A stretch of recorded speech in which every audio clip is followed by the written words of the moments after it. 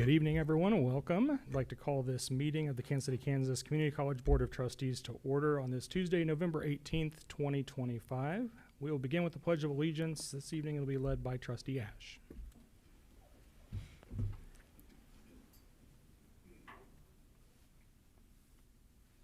I pledge allegiance to the flag of the United States of America and to the republic for which it stands, one nation, under God, indivisible, with liberty and justice for all.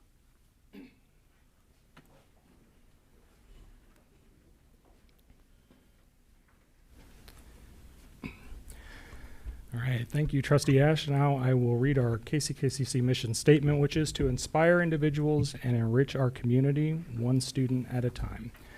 Cheryl, could we have roll call, please? Trustee Ash. Here. Trustee Criswell. Here.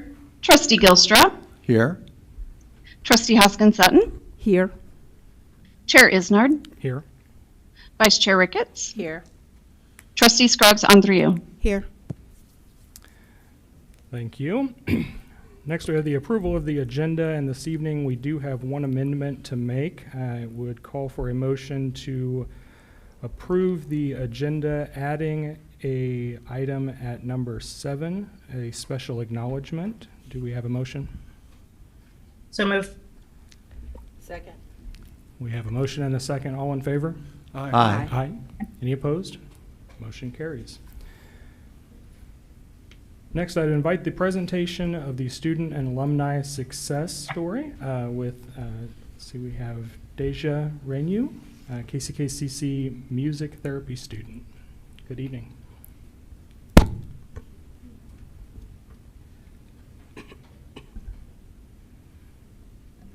Good evening, trustees. Good evening. Hi. My name is Deja Renault. I am a vocalist and student here at KCKCC. I was told to come to the school by a friend who thought the music program would be a great fit for me, and they were right. The music department here is truly outstanding, and I'm especially grateful to Professor Stafford and Justin Binnick, who have mentored me and helped me grow as a performer. Thanks to a full-ride academic scholarship, I've maintained a 3.8 GPA throughout my time here. My most recent is the Metropolitan Women's Scholarship, which I was so honored to receive. I also have been fortunate enough to receive scholarships from the Foundation Office, where I am also a work study. Outside of classes, I've been actively involved in campus life through PTK, NSLS, the Music Club, and Student Senate. I've really made the most of the leadership and learning resources here at KCK, especially through the Foundation Office. I have been connected with so many people, and I always appreciate learning about new scholarship opportunities, and I am so excited to see where these opportunities will lead me. After my final semester here at KCK this fall, I'll be continuing my education to the University of Kansas. I plan to pursue a degree in music therapy so I may continue using my passion to help others and pay forward the kindness you all have shown me. I'm incredibly thankful for my KCKCC family. This school has changed my life for the better, and I'm so glad to be a part of an institution that's dedicated to helping its students. And thank you all so much for your support for our KCKCC Foundation Scholarship Fund. One of my duties as an intern at the Foundation Office is to promote upcoming events, so I'd like to invite you all to the Scholarship Social Luncheon coming up on December 3rd.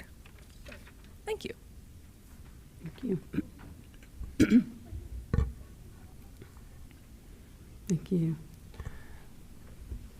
Thank you so much. Congratulations on the great GPA. Glad to hear that, and your future plans at KU. Next, we have the audience to patrons and petitioners. At this time, I would invite the public to raise their hands in the chat or approach the podium for the opportunity to address the board. Addressees must state their name and address for the record before making their comment or question, and there is a 3-minute time limit. Do we have anyone in the chat? We do not. I see none approaching the podium, so we will move to the next item. Next, under recognitions and presentations, I would invite the presentation of the annual Board of Trustees Food Drive presented by Dr. Mosier. Thank you, Chair Isnard.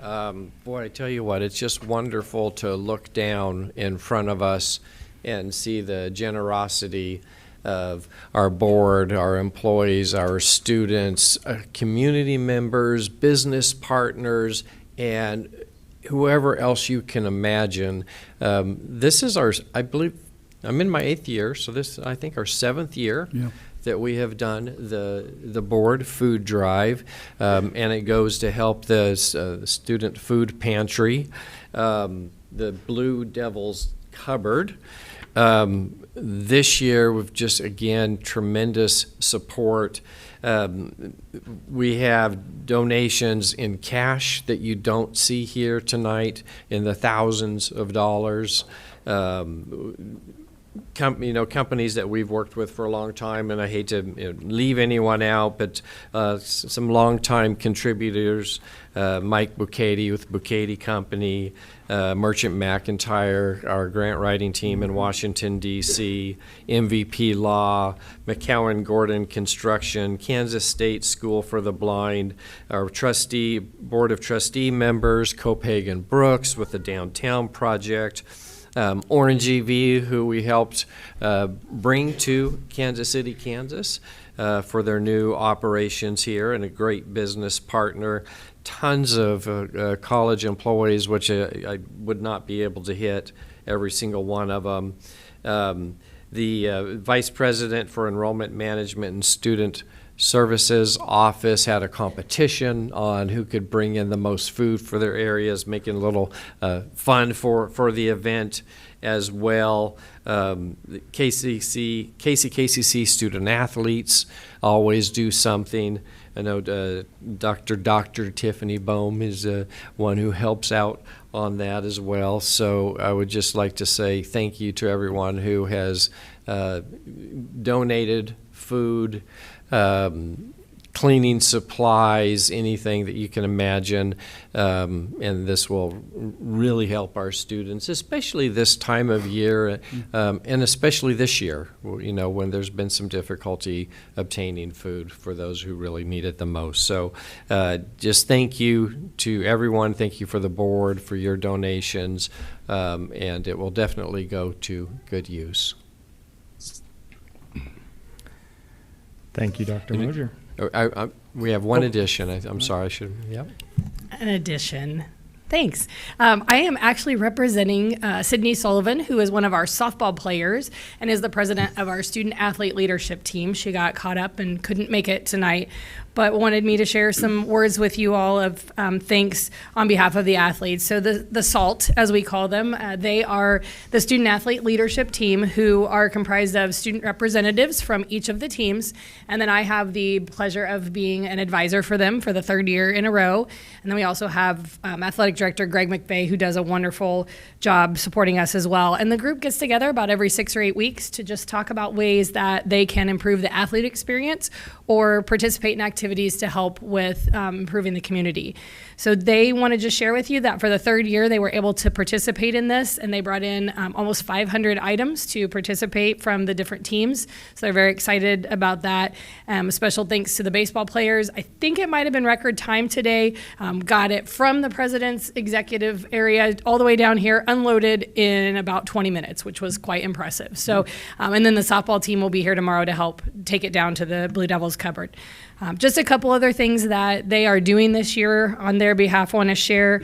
They are the voice of their fellow athletes. They bring athletic and academic issues to us as their advisors to give them guidance and support. They foster a one-team atmosphere, and there has been better attendance at all of the events this year than I think they've had in a long time, so that's been exciting. And then they are continuing their discussion with students about the importance of mental health. So working right now to bring a guest speaker to campus, who we had a couple years ago, and then partnering with Morgan's Message, whose goal is to eliminate the stigma surrounding mental health within the student-athlete community. In the spring, they will do their Blue Devil Baller Bash. It's a mouthful. Their athletic awards banquet, and then they hope to have the graduation on the mound again to celebrate all of their athletic and academic accomplishments. So on behalf of SALT, as their representative, thank you for being there for all of the student athletes, and they look forward to seeing you on the court or at the field in the future. Thank you. Awesome.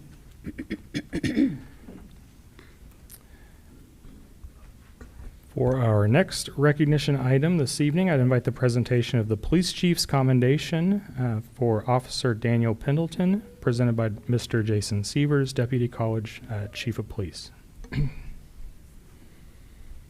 Good evening.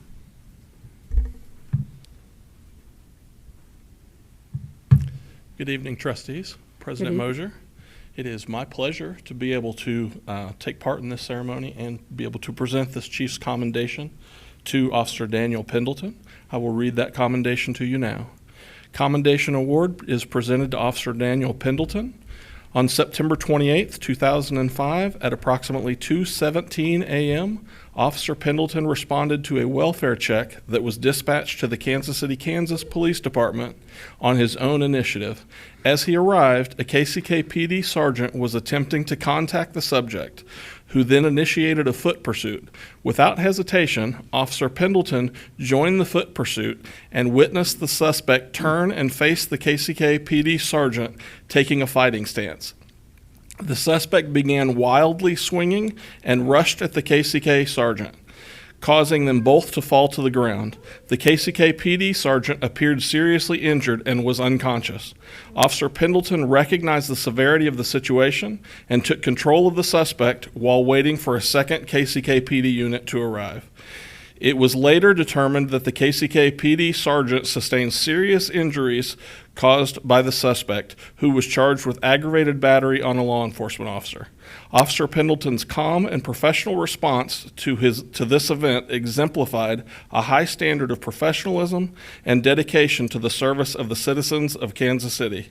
It is with great pride that we present the Kansas City, Kansas Community College Police Department's Commendation Award to Officer Daniel Pendleton on this 18th day of November 2025, signed by President Mosier and Chief Wiltz. Congratulations.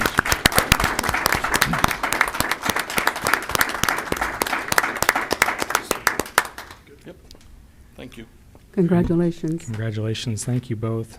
Good work.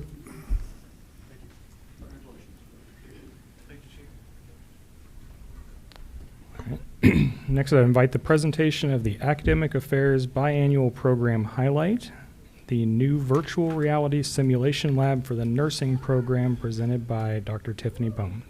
Hello. Thank you. So you hear enough from me. I'm going to turn this over to our wonderful team here in just a second, but I want to set up kind of what you're going to see. So we have a video that will be playing without sound, but so you can kind of see what it looks like in our simulation lab for VR. And then Cheryl Hansen, who is one of our faculty, will tell you all about the academic side of it. And then Hannah, who is our wonderful sim tech, has been just diving into this. She's going to present some student feedback for you to share how this wonderful experience has gone. And then I have headsets if y'all want to play afterwards. So I can see that. Can't wait. Good evening. I'm just going to give you a little bit of a history of simulation. And so when I came to the college as a RN faculty in 2010, we didn't have simulation. Shortly thereafter, we were able to purchase low fidelity mannequins. So these guys didn't have any capabilities to actually perform skills on them, but they did serve a good purpose for the time. Several years ago, we were blessed to be able to purchase high fidelity mannequins, and those guys can do all kinds of things. They can breathe, they have heartbeats, they have abdominal sounds, pulses, they can even vomit, they can talk, cry, laugh, and more interactions. We even have one that actually will birth a baby. And so we have lots of fun and lots of good learning experience with those. But we come to today, to the present time, and in the summer we were able to purchase the VR simulations. For those of you that may not be familiar with the VR, This is a simulation program that is completely virtual reality. There is no mannequin before the students for them to work on. It is completely, like I said, virtual reality. Everything is programmed into the simulation, and you wear the VR glasses, and if you can't, we do have some students that aren't able to wear those, so they use the PC and the mouse to control these same things. And so this gives them the opportunity to be the primary nurse caring for the patient by themselves. They gain knowledge of the patient's diagnosis. They learn critical thinking skills and clinical judgment skills to provide care for these virtual simulation patients. We also try and what we want to do is make the correlation between simulation and the real world. And so when they go out into clinicals, we have a time, a faculty-led pre-brief where we discuss the condition of the patient. We also have learning objectives and clinical outcomes. We also discuss and make clear the student expectations, and which include participation in a pre-brief before they ever go into the VR world, completing their simulation scenario, completing their pre-brief, and their debrief questionnaires. We also focus on therapeutic communication, which is really important these days. After everyone has completed their simulation, we have a time of faculty-led debrief where we discuss what took place during the simulation. We also discuss the pathophysiology of the disease or whatever is going on with the patient. We discuss medications and skills that are needed to care for these patients and provide them safety. The VR simulation was implemented in the fall in all 4 of our semesters at the same time. It has been a challenge getting it up and running and getting all the faculty and students onboarded, because this is quite different than what they've been used to, both for faculty and the students. We have worked diligently to make it a valuable experience for the students, even while we're still in a learning phase. Now, Hannah, our technical expert, she's going to give you some information on how the students feel about simulation VR. Thank you. So about halfway through the semester, we were checking in with the students to see how they felt about this really big change. And we got some really good feedback, so I just wanted to share with you what the students have to say about how VR is going for them. So one student said, "I enjoy the variety of cases and feedback received from the patient. It helps the simulation feel real." Another student likes that it helps them build confidence to speak as a nurse to patients, even if it is difficult, and it will help them learn how to assist patients with many different treatment plans. Another student said, "I found virtual simulation beneficial because it allowed me to practice clinical decision-making in a safe and controlled environment. I was able to repeat scenarios to build confidence and reinforce my learning without the pressure of real-world consequences. The immediate feedback and ability to pause and reflect on my choices also helped me to better understand patient care priorities." Another student said, "It helps me practice caring for patients with different conditions. It helps us learn how to assess them, administer their medications, communicate with the doctor, and reflect on our care for the patient." And lastly, another student loved how they're able to focus on assessing the patient, and they're able to really hear the heart sounds, lung sounds, all of those things, just like it was real life. So that's what we have for you. Do you all have any questions about how all of this works? I love it. I have a client of mine that is just moved into some simulation machines for CDL training, and have seen phenomenal improvement and speed of how the students are grasping the information. It's that beauty of the hands-on. How are we going to measure the difference in, the previous system and the new system, and what are your expectations from the students? You want me to answer that, or okay? So they're like, because I'm sure it's big. It is, and so we actually are doing.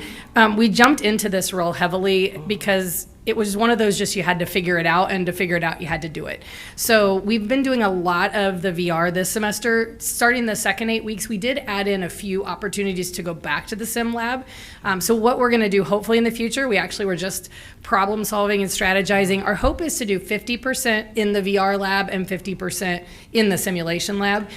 It's kind of hard to measure. The VR does grade the students on every scenario they do. It gives them AI feedback. It gives them direct feedback related to what they did. So if you didn't introduce yourself, it says you forgot to introduce yourself. If you said something inappropriate, which happened once, it told them that was an inappropriate conversation. And so it's going to be a little hard to measure because that's slightly different. The one thing about SIM that we really like to keep the focus on is this is a learning opportunity.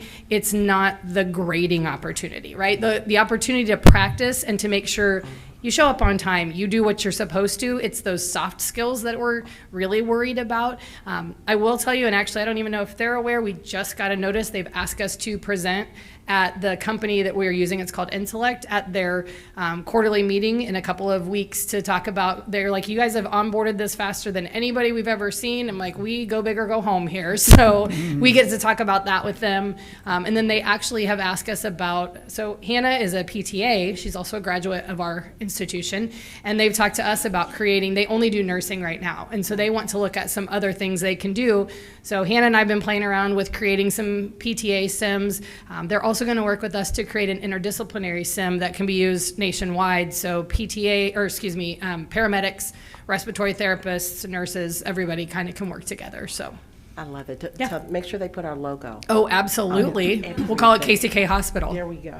Thank you. Congratulations. Thank you. Congratulations. And these guys do the work. Yeah. I just get to stand here and not look pretty, but say all the things. So, any other questions? That's awesome. Because it grades it for them, how does that impact when they actually go to clinicals, and how does this, is it maybe you don't know yet, an improvement for when they take the NCLEX to get their nurse and license and all of that? Does it reduce the clinical hours? No. Or okay, No, so they're still doing the same. We basically just shifted from the sim hours are shifted kind of between sim and VR.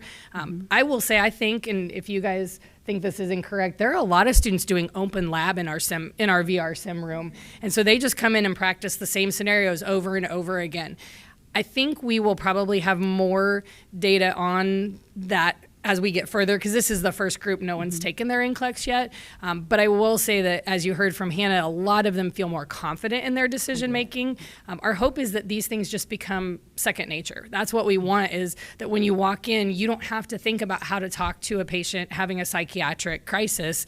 You know how to handle that situation. And so I think we'll see more as they go along. We're noticing there's some things we want to tweak about it, just like with everything, but I think these guys are doing a fabulous job just making sure that we're keeping the students moving forward and really trying to be the ones who are setting the standard rather than everybody else tells us how we're going to start educating. So they are doing 32 hours a semester in the simulation or VR lab, and then they do approximately 165 hours in clinical to correspond with that per semester.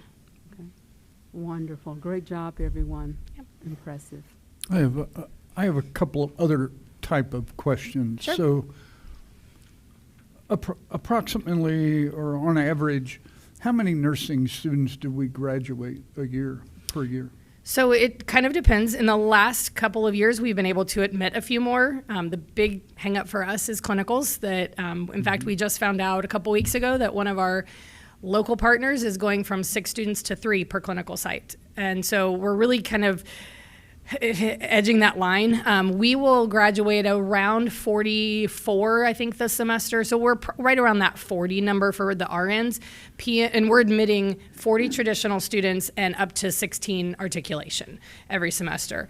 I would say that we are starting 30 students in PN. We probably are graduating 25 of those every semester. So we're approved to admit up to 125 total in RN for the year, and 40 per semester in PN for the year, so 80 total. Well, we're graduating out, would you say 40? Around 40 RNs and 25 PNs, so 65-ish nurses. About 65. So, and we've been doing that for a while. Mm-hmm. Yeah. And so If this college wasn't here doing that, let's say for the past 10 years, what would that look like in our community? What would that impact be in our community? Well, I think, we, in Wyandotte County, we have one of the largest hospitals in the region in KU Med. We have Providence, we support St. John. I think it would be a challenge because we wouldn't have those nurses, and we don't have as many nurses as we want. We would love to admit more. I think we had about 50 applicants to the PN program and over 125 to RN, and we simply can't serve everybody that we want to serve. So I think it would be a huge detriment. Does every single person who graduates work in Wyandotte County or Leavenworth County? No, but I think a good portion of them do. And they're invested in this community because of going to school here or doing clinicals here. Their instructors are here. And in fact, I think close to 50% of our nursing faculty are graduates of KCKCC, which is pretty cool too.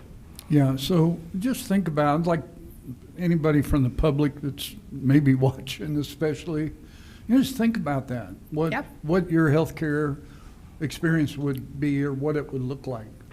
What it would do in the hospitals, how it would disrupt, processes and care, there in your doctor's office or, just wherever it is, whether it is here or in a neighboring community somewhere, if they stay anywhere in the state of Kansas, for example. And so I really get disappointed when I hear people say, well, I don't see that I'm getting any value from the community college. Now, nursing is just one example. Absolutely. We got 10 other amazing programs We'd in our be here division. till this time next week if we started talking about all of them. Yeah. All right? And so I just want people to stop and think really before making flippant statements like that about really what value are all of us getting from the community colleges. And so this kind of technology, being able to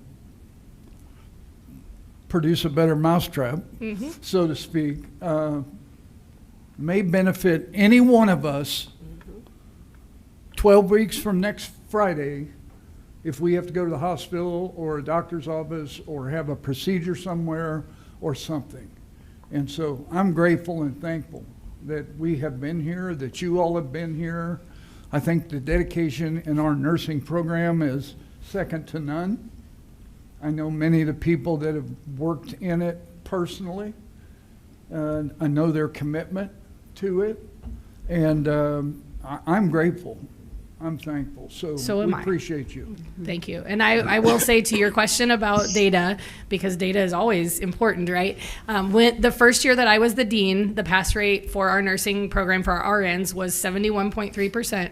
And our most recent quarterly, this team has done so much work, but we have been first-time pass rates in the 90s for the last 4 or 5 years, and they're currently sitting right around 95%. So they are an amazing resource, right? We like to talk about we're hidden, but we're really not that hidden because our clinical partners see that, and the work they do is just phenomenal. Well, Dr. Baylog has said it before. He said, all we do at KCKCC is win. That's right. And he's not talking about just athletics. Right. Yep. We're winning in so many areas. Absolutely. And so thank you to everybody who's here and working and, getting the job done and putting us, on the national map for sure. So thank you. Thank you for your kind words. Yeah. All right. Thank you, Dr. Bone. And Ms. Hanson and Ms. Hawk, my fault. It's incredible the technology that the healthcare field is constantly bringing in. I thought when the specialized mannequins were new, just how amazing those were. And now to add VR, it's just every day it's something new. So thank you so much. Next, we have, I would invite the presentation of special acknowledgements presented by Dr. Moser. Thank you, Chair Isnard. I appreciate that. I just want to take a little bit of time this evening. I will be not available for the December meeting, so it's just really important that we take some time and acknowledge the efforts and the incredible work that this trustee board has done. As I say, I'm in my 8th year now.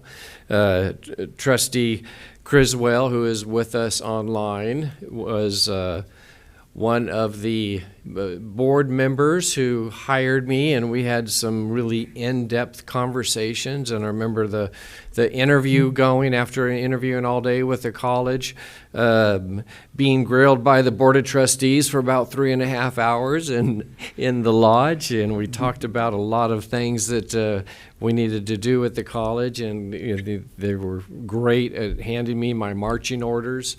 And then very supportive along the way. Like one of the very first things was, Dr. Mosier we need quality student housing. They were adamant on that because of the current housing situation that we had for our students. So within approximately 3 years, we had a brand new Centennial Hall up, and that couldn't be done without the support of the original board and the boards that followed. So Trustee Criswell was a huge part in that. And after after student housing, quality student housing for our students, is like, we need to do something for downtown.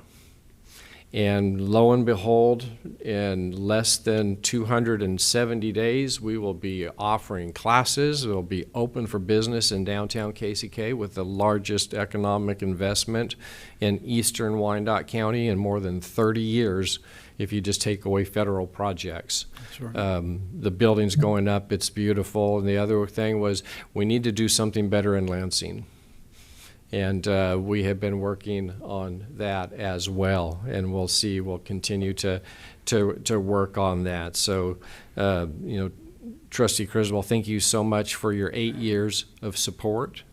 I won't be here to acknowledge you at the December meeting, so I want to do it now. Chair Isnard, Trustee Isnard, has been with us for 4 years, has done incredible work for the college, provided just very great sound advice during his entire time here, and working on the finance committee, serving as vice chair, serving as chair of the board, and helping to make sure that these projects that were started, it continued and had the support that they needed to have to be able to be continued to help our community, and that's why we're here, to help our community in your connection with USD 500, and your knowledge base that you brought to this board is incredible. So I'd like to definitely thank you for that.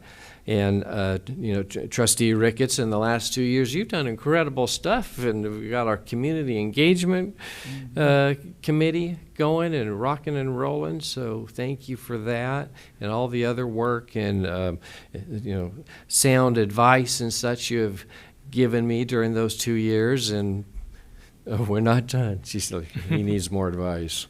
In your time prior to that, serving on the foundation board for 6 years. So as the three of you roll off the board for now, I will say, just want to take this opportunity to really thank you for what you have done for not just the board or for guidance with the work that I'm doing and support, but really for bringing the college to where it is today. So definitely want to take a moment and thank you for that. And I would say let's give them all a very big round of applause, please.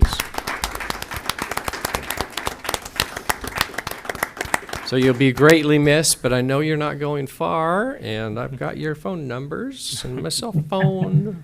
So thank you. Thank you for all you've done. Call anytime. Thank you. All right, thank you. Next, we move into communications, and I would invite the communication of a delay in our 2025 annual audit and financial compliance reports presented by Dr. Mosier. Thank you. This is just a really quick report.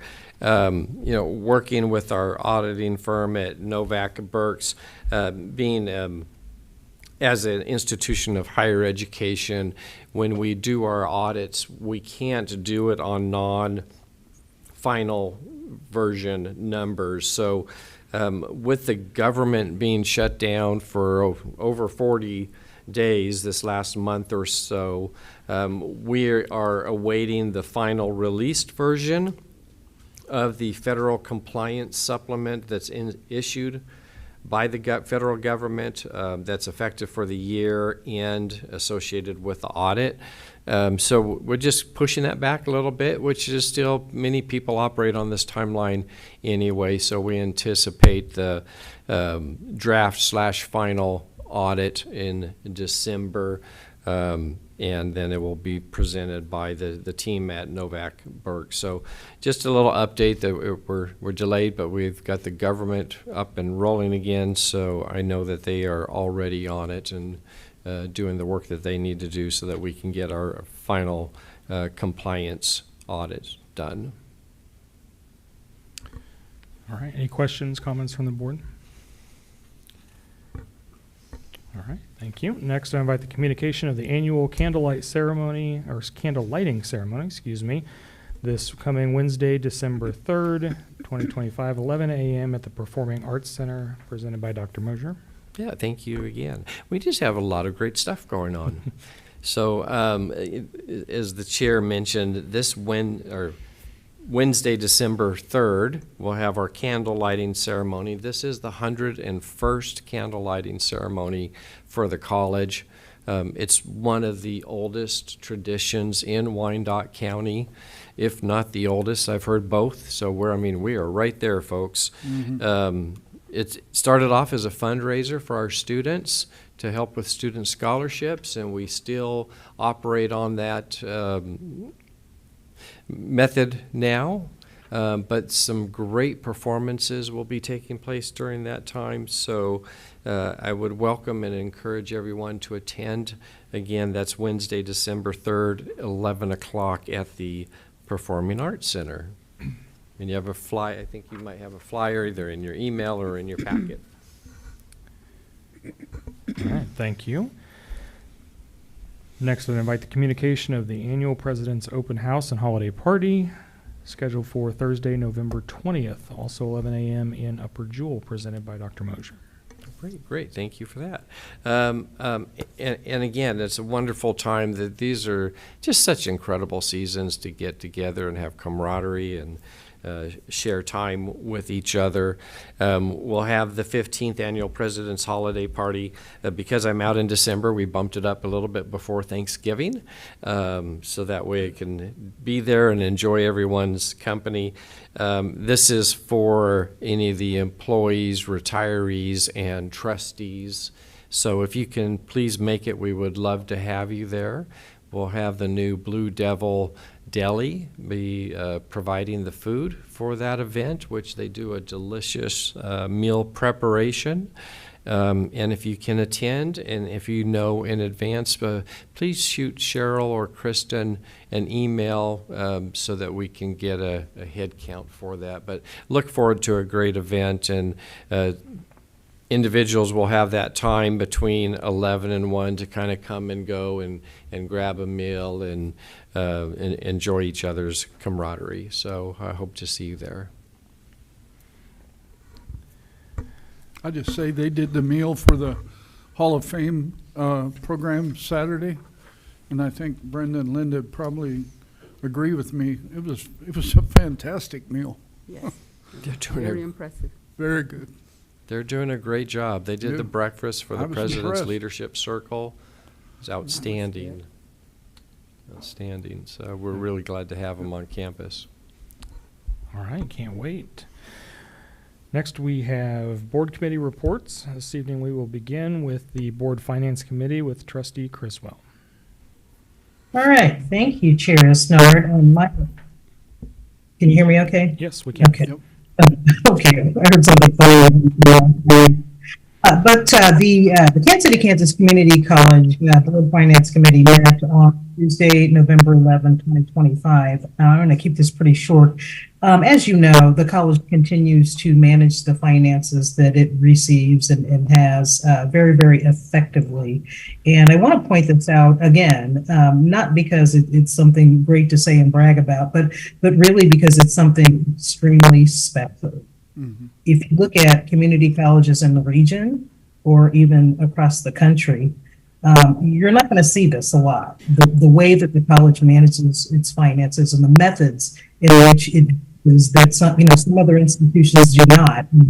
That could be a key for success. So that said, during the finance committee meeting, we of course discussed the usual items. We also talked about the Gallagher study implementation, and you're going to hear a little bit more about that, in great detail from Dr. Schulte a little bit later. Don't want to steal his thunder.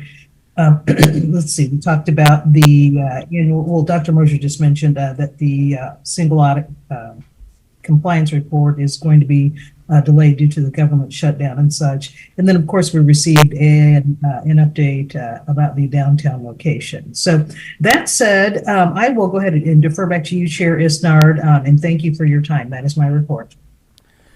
Thank you, Trustee Criswell. Any questions or comments from the board? Hearing none, do we have a motion to accept the report, please? Second. We have a motion and a second. All in favor? Aye. Aye. Any opposed?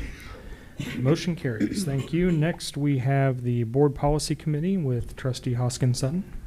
Yes, Chair Isnard, we will have policies to approve later on in the agenda. Okay.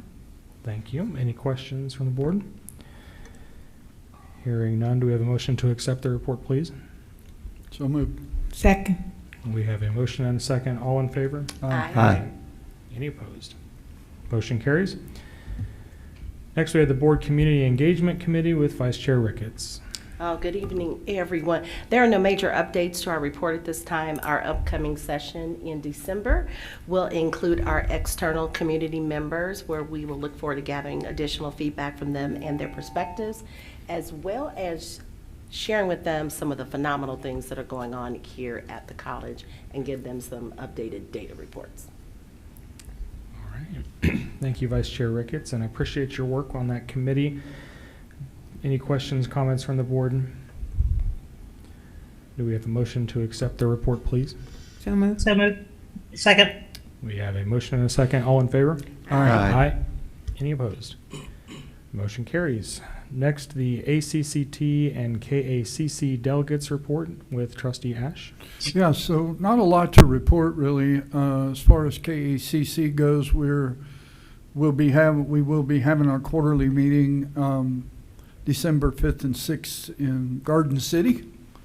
So getting ready to make the Central Kansas tour, on the way down there. And I'm sure a lot of that meeting and agenda will be kind of centered around whatever our legislative agenda is going to be for when the new legislator sits in January. And so we'll be preparing for that, I'm sure, and just taking care of some housekeeping things like, the annual reports, the budgets, and different things like that. So not too much until January. Then when the legislature goes into session, I anticipate we're going to be really busy probably this upcoming legislative session.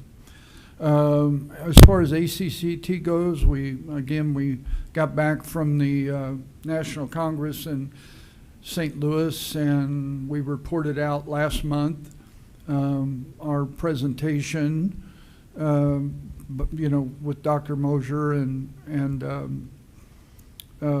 Dr. Baylog, and we had Ashley Irvin, and then a couple of our FAME partners, if you will, came along. It was a great presentation there. And then I know that Dr. Mosier served on another panel, which was a brief presentation. I think a lot of Q&A, regarding that. So we were presenters in a couple of ways down there, and it went really well. So everybody is gearing up now for the National Legislative Summit, which will take place in February next year. And again, that organization is busy about keeping track of what's going on in Washington, D.C.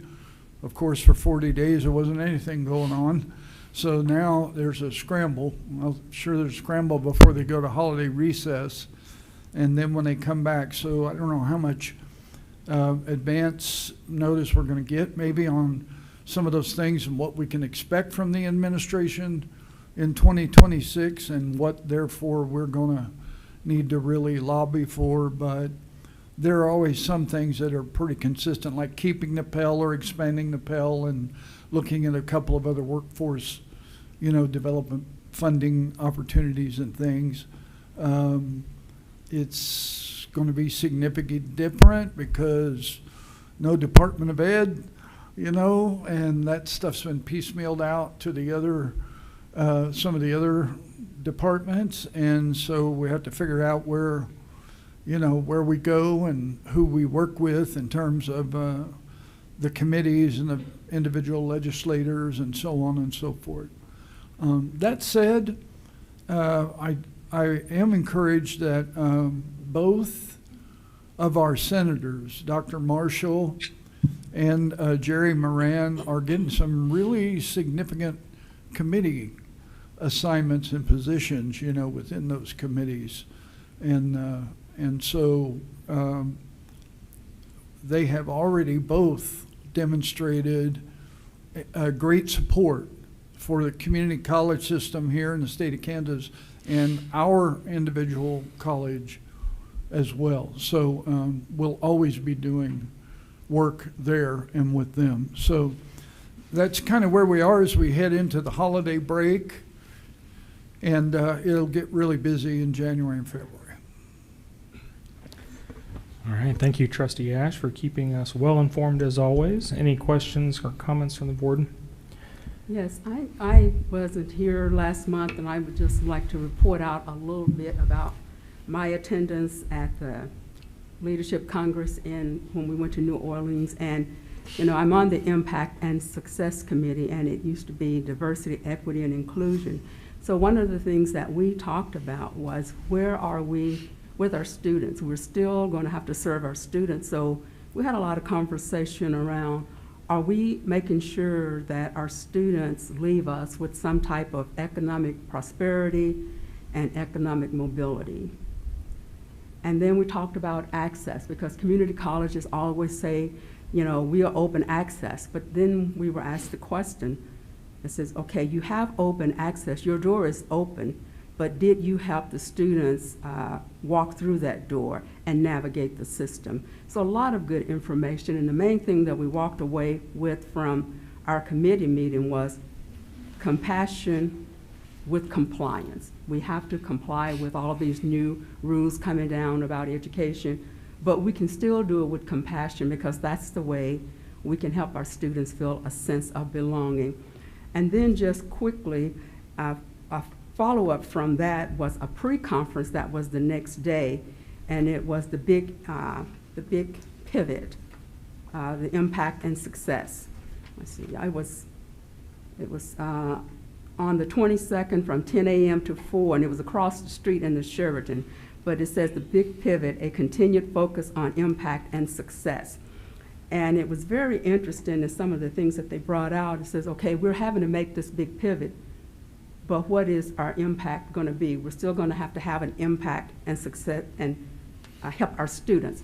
So with that in mind, it says when we think of a pivot, we think we're walking away from something, but it says with this pivot, community colleges need to release some things that aren't going to work anymore, and we need to embrace some new things. So that's something for us to think about. I won't go in further details and because of time. And then the second thing that was really of interest to me is policy, because we do a lot. That's our main goal, is policy. And this particular session was being a true policy-driven board, the board's role in setting and using and reviewing policy. And there's more information on the website about this in that ACCT Connect, where we can all get more educated. But it talked about policy versus procedure. And it says policy is the what, and procedures is the how. So that's something for us to keep in mind. As I said, a lot of good information on that. And then the third thing I want to talk about briefly is another session that I attended on trustee orientation. And I've been talking about this for a while, but now it seems there are more sessions on this, and it's very critical that you onboard your new trustees. And I'm just going to read the first part of this. It says, what do new trustees need? Board of Trustee roles are complex and require a broad range of knowledge on academic, student, economic, and community issues and topics. It says many new board trustee members are new to public office or a position of this level of demand, and that's the difference. And a lot of other boards is when you're coming on any type of education, we have a lot of constraints. We just can't do whatever. So we have to keep that in mind. So it's going to be critical that not only this college, but all colleges bring their new trustees on board, up to date on what it's all about to be a trustee. And I think I will conclude with that. I just wanted to bring those highlights. And I think everyone else who attended can agree that there were just so many good sessions. It was just hard to decide which one to attend, and they've gotten better each year. I remember when I first became a trustee and went in 2018, it wasn't as many options, but now the options are just, there are just so many good sessions to attend, so. Agreed. Thank you. Yeah, I'm going to say something. I know you're looking at me like, is she? I am. You know, one of the things that is always a challenge when we come back from a conference like this is, when do we get to share? When do we really get to share all the highlights and things, especially because we know everyone doesn't travel to the conferences. And that might be something that moving forward is a shift, that the new board members, you know, as new members are coming on, that there'll be actually some time on the agenda to actually share the highlights that each person gets, because everyone's going to take away something a little bit different. Yes. And actually have time to share. Trustees. Now would be the time. Well, no, I'm talking about planned time, like prepared and planned time, so that each of us have time to share that, because everybody's gonna bring back something different. And that's why we have, 50 different workshops that people can attend so that everyone can share. Yes. And we usually just share freely at this time when we come back. I wasn't here last month, so I didn't know if you all already shared, so I was just sharing my part. That has traditionally been our time during the meeting, during this report, so. Oh, okay. Absolutely. Feel free. And I don't want to speak for your next chair, but you can always reach out to whoever that will be and let them know that you'd like to add an item to the agenda. That's something that's always available as an option. So, all right, are there any other questions or comments? Hearing none, do we have a motion to accept the report, please? So moved. Second. We have a motion and a second. All in favor? Aye. Aye. Any opposed? Motion carries. Next on our agenda is the consent agenda. At this time, I'd invite any questions or comments about items on the consent agenda, and if there are none, feel free to make a motion to approve the consent agenda as presented. Motion to approve the consent. I have some questions. I have some comments, actually, on consent agenda item B, number 10. It said something about contractual removal of snow. Are we paying them in advance for snow removal? Because we haven't had any snow yet, and I saw that. Yeah, we just pre-plan and have a contract in place for Right. action needed, so that we're proactive. A proactive plan and contract, held contract in place if needed. We're pre-approving the expenditure of monies when that money is needed to be expended. Okay. So if we do it now, then we have board approval to pay the company who comes in and does the snow I removal. saw it said contractual. Preemptive, right. It's Okay. just that, to make sure that, because as weather hits us, we never know, and although we can say it may not come, something happens, we want to make sure we have January, contract in yeah, place and okay. it's done immediately. Okay, and if you could just stay right Sure, there, yeah. because the next one is consent agenda item C, number 8, and it says that dehumidifiers were placed in Centennial Hall. Is this a one-time expense, or is it extra moisture in the building? There's moisture in the building that we're working through in relation to the humidity that we saw, just given it's been as warm as it's been as we transition between air conditioning and heat. And so we're just making sure we're using it as a mitigation strategy to make sure we can get moisture out of that space. So Okay. more to come as we develop on that as well. So you're just keeping track of it, so this expense may reoccur? This one, well, we'll look at a permanent solution to that one, but right now we're putting them in there as we saw additional moisture in there due to the humidity. So if that can mitigate and it goes away when weather changes, then it won't need a permanent solution. But it depends, essentially the same thing on the humidity outside. Okay, and I appreciate the proactive Sure. stance on this so that we don't get down the road and have a huge problem. Absolutely, absolutely, Yeah. yeah. All right, Yeah, thank that's a you. key piece for us. Okay. Yeah. Anything else? That's it. All right, thank you. And I probably could mention this later, but I'll say it now on consent agenda item D. I just want to say congratulations to Jim Herman on his retirement. I know he's part of our fantastic media services over here that make sure we have everything we need anytime the college, the president, anybody. So I remember Jim from a long time ago, so thank you. And that's all of my comments. Move approval of the consent agenda items unless there's something else. Second. We have a motion and a second. All in favor? Aye. Aye. Aye. Any opposed? Motion carries. Thank you. Next, we move into the reports. We'll begin with the Student Senate report with Ms. Sage Kiefover, Student Senate President.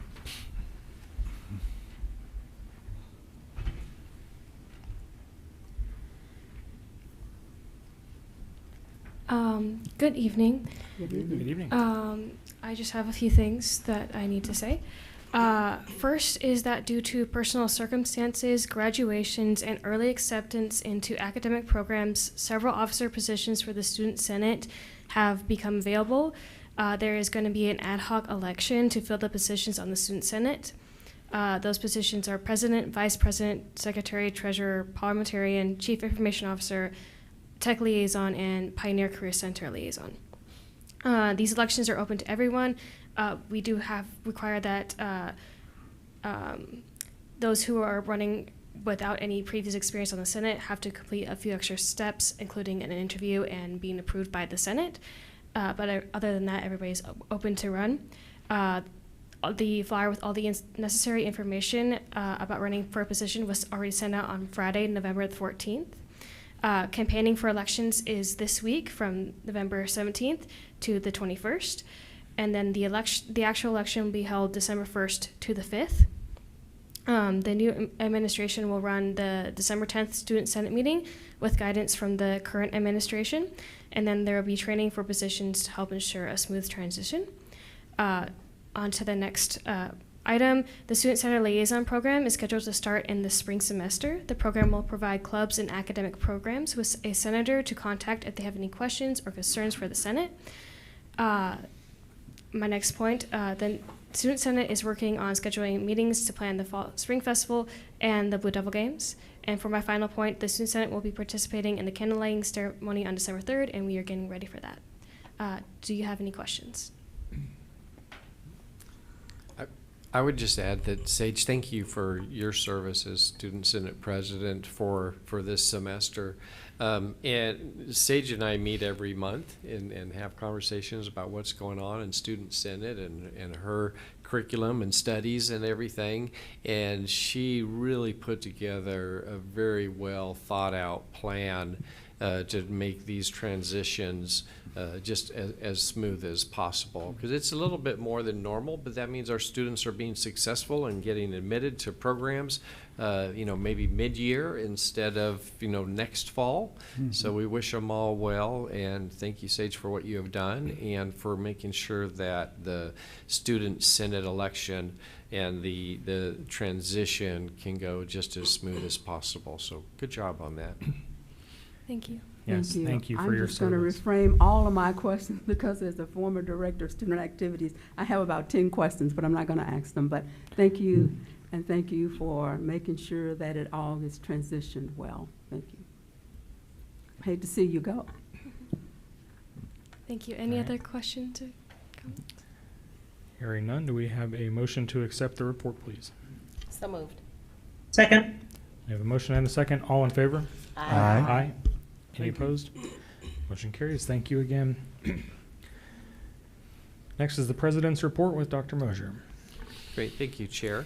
I know we have several business items tonight, so I just kind of want to hit some of the highlights. And one of the things I mentioned is I'll be out during the December. Dr. Baylog will be serving in my stay with delegated authority as the final decision maker for the college, working with the cabinet members. We had the President's Leadership Circle the other day. The weeks go quickly. I don't know, was it Monday or was it last week? Thursday, maybe? Yeah. Maybe it's Same day last as Thursday. the board policy meeting. Last Yes, Thursday. yes, last Thursday. And it was a great event, so thank you for Mary and her staff and the foundation to put everything together. Media Services did an incredible video, kind of a year in review, and the time frame for this one is from PLC 2024 to PLC 2025, and the things that have taken place here at the college during that time frame. So Randy, if you and your team can fire that up, that'd be fabulous.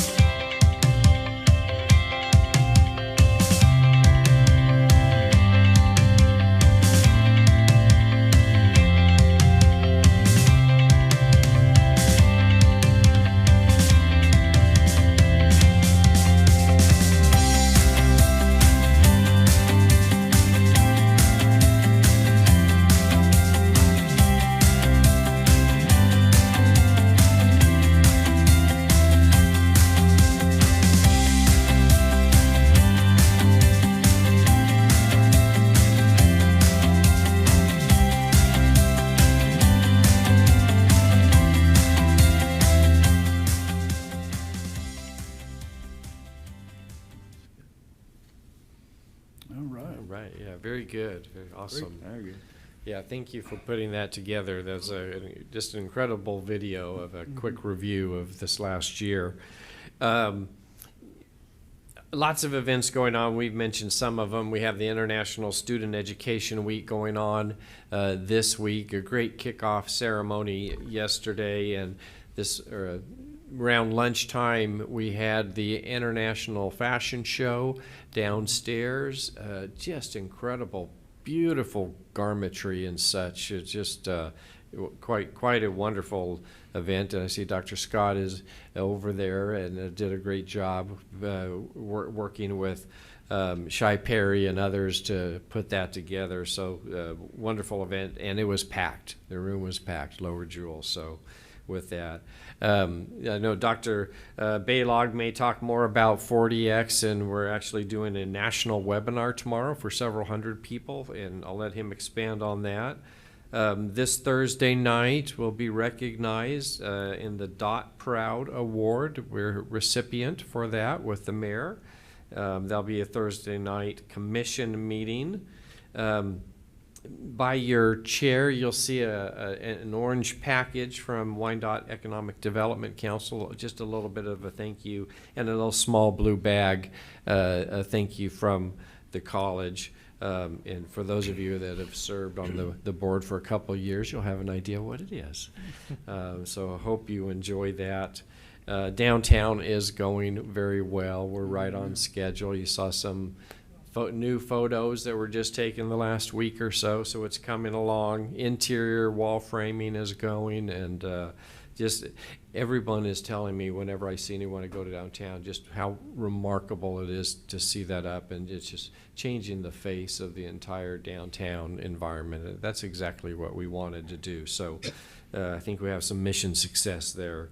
Again, just thank you to all of our trustees for your support throughout these years, and for our trustees who will be my last meeting with you, but not your last meeting here at the college. We appreciate all you've done, and just wish everyone a very safe and happy holiday season. And that concludes my report. Thank you. Excuse me. Thank you, Dr. Mosier. Any questions, comments from the board? Do we have Move approval of the report? Second. Thank you. We have a motion and a second. All in favor? Aye. Aye. Any opposed? Motion carries. Next, we have the Executive Vice President's report with Dr. Baylog. Good evening. Good evening, Chair Isnard and members of the board. Thank you for the opportunity to present an update on our progress this past month across 3 areas: institutional strategy, partnerships and community engagement, and operational execution. This past month, we selected a new Executive Director of Institutional Effectiveness. The role is pivotal in building up our data capacity to inform our strategy and decision making.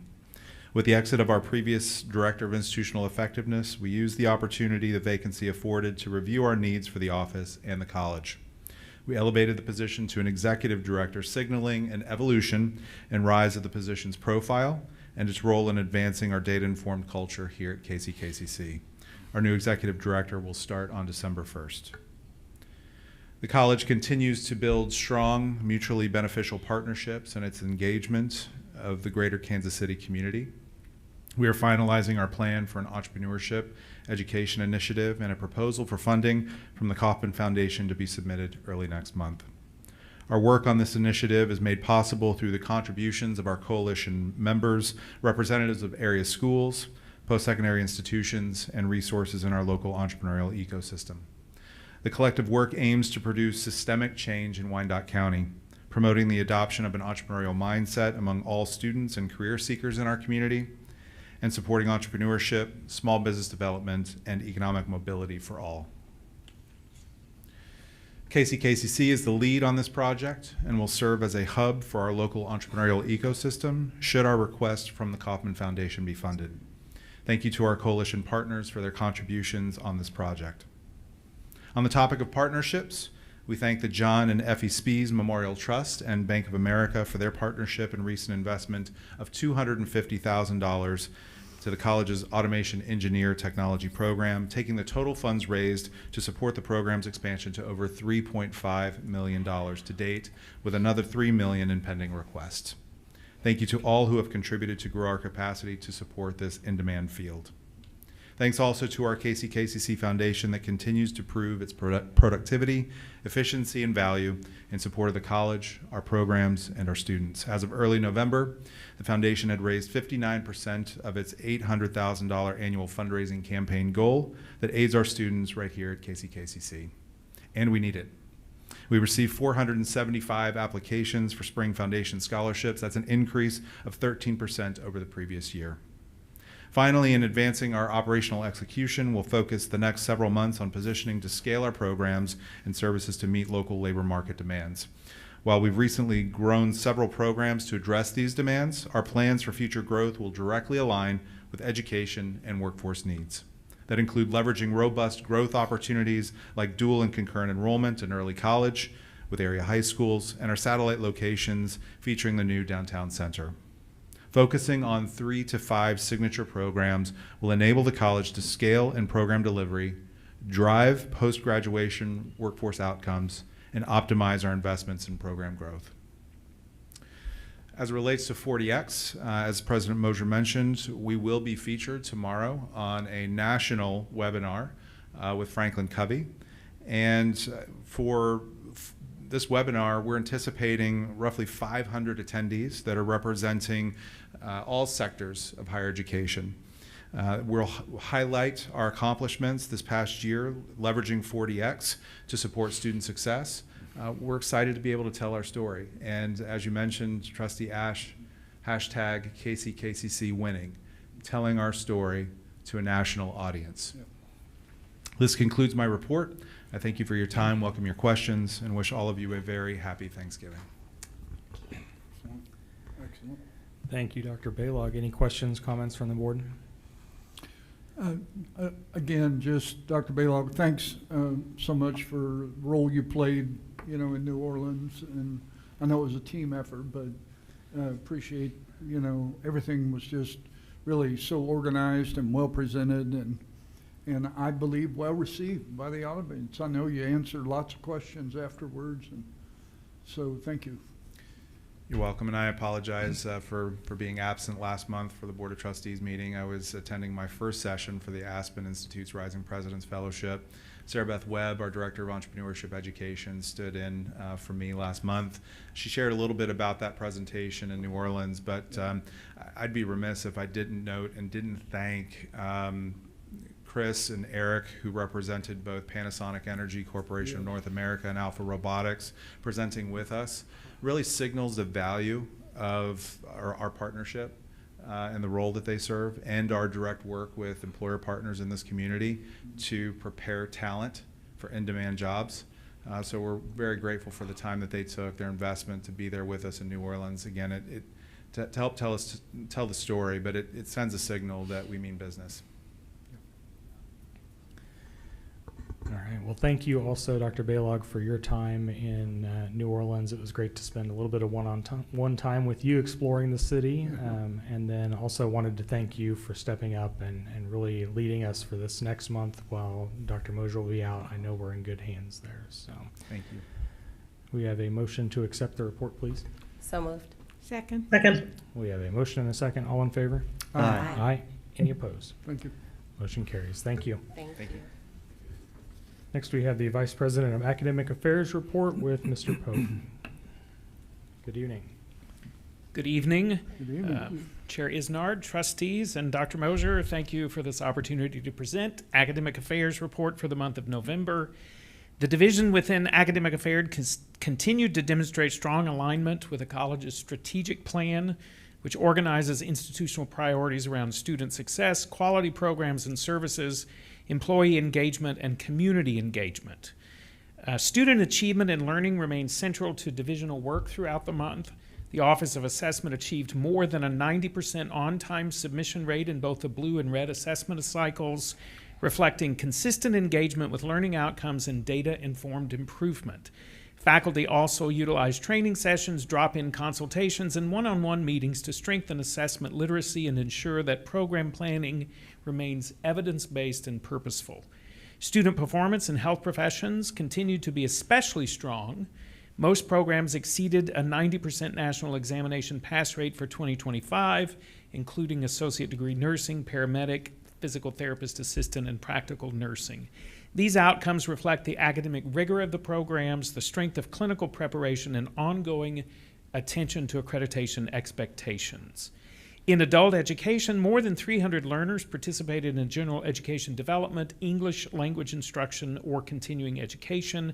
The Lansing Correctional Facility Program celebrated its largest group of GED graduates to date, supported by new instructional tools and mobile testing strategies that improved access for individuals in restricted housing. Across all locations, learners accumulated more than 18,000 instructional hours with strong retention and post-testing gains. High-quality instruction, academic rigor, and professional relevance were visible across all academic divisions. In mathematics, science, business, and technology, faculty led and participated in national professional development, including a 3-day calculus symposium, statewide co-requisite planning, and entrepreneurship initiative supported by the Kauffman Foundation. Faculty leadership extended to external service as well. Dean Kramer served as a peer reviewer for a Higher Learning Commission evaluation visit. In the arts, humanities, and social sciences, students and faculty gained significant hands-on experience through national and regional engagements. The audio engineering program participated in the Audio Engineering Society Convention, where students attended technical workshops, received professional critiques, and explored emerging tools in the audio field. The music department hosted guest artists, presented concerts on and off campus, and celebrated the selection of 4 students to the 2026 Intercollegiate Community College Honors Jazz Ensemble. So 4 out of 21 came from here. That's really wonderful. An achievement that reflects national level excellence. There's also a jazz festival going on now. So if you're looking for something to do after the board meeting tonight, there's a concert from Impact, which is a nationally recognized jazz vocal group, in the Performing Arts Center. Career and technical education maintained strong commitments to experiential learning. The culinary arts provided a professional luncheon. High voltage students toured the Kansas City Board of Public Utilities, where they observed power systems, transformer operations, lineman training environments. Additional applied learning occurred and was outlined in cosmetology, construction, and at the Pioneer Career Center. Employee development was a central focus. The Institute for Teaching and Learning offered weekly professional development sessions emphasizing learner-centered instruction. Faculty participated in these sessions, reflected on new teaching practices as part of the 40X goal to strengthen instructional effectiveness and support student achievement. Assessment coordinators, faculty, and deans collaborated closely to meet deadlines and ensure consistent quality across all submissions. Workforce innovation brought together faculty from multiple programs for a 2-day planning session with the National Center for Apprenticeship Degrees and the Kansas Office of Registered Apprenticeships. Community partnerships remained a defining strength. So I've already mentioned they went to the Kansas City Board of Public Utilities. We have an agreement with them, and Amstead Rail proposed registered apprenticeships in the HVAC/R, computer support and surveying technology. The Art Gallery supported Hispanic Heritage Month through half of September and half of October, brought visiting artists to campus. Sociology students visited community organizations, and the list kind of goes on and on and on. And so I want to thank the faculty for all of the work that they do for engaging our students and for providing a wonderful educational opportunity for students here at Kansas City, Kansas Community College.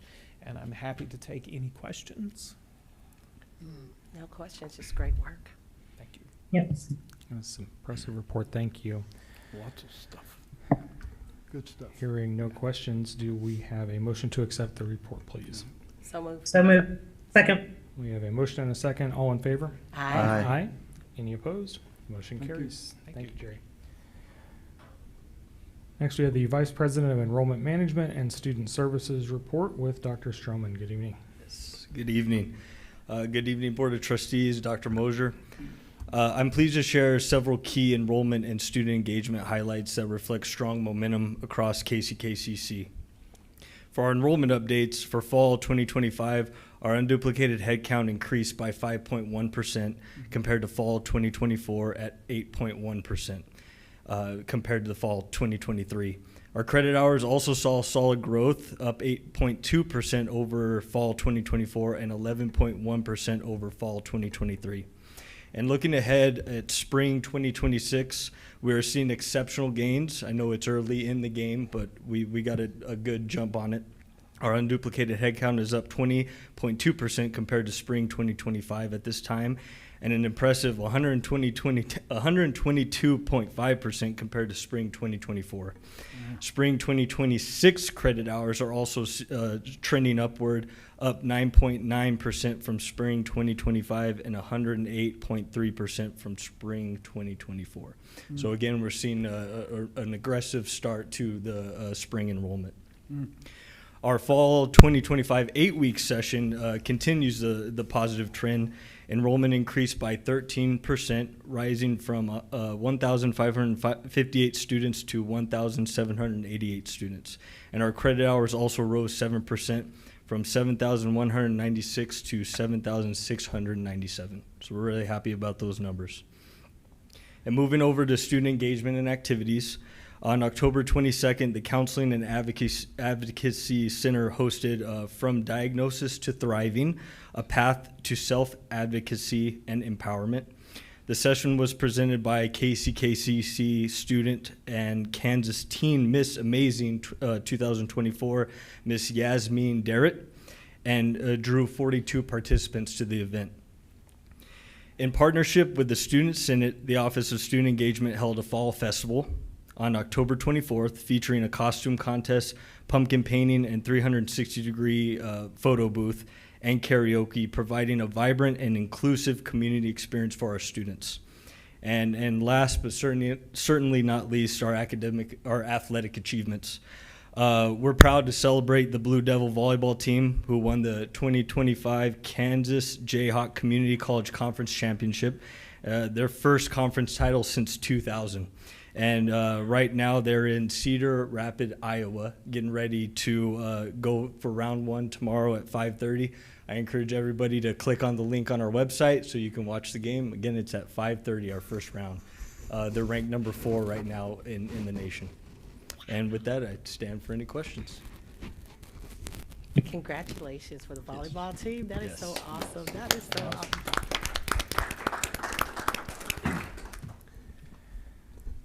All right, thank you, Dr. Stroman. Do we have a motion to accept the report, please? So moved.